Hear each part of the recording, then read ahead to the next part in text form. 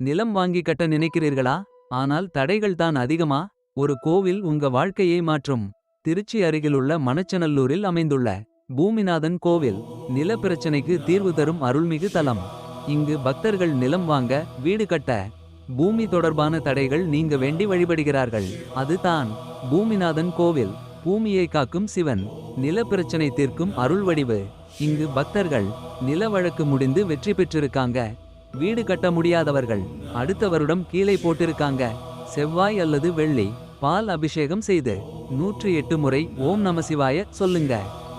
நீங்க இப்ப இந்த வீடியோ பார்க்கிறதே ஒரு சிக்னலாக இருக்கலாம்.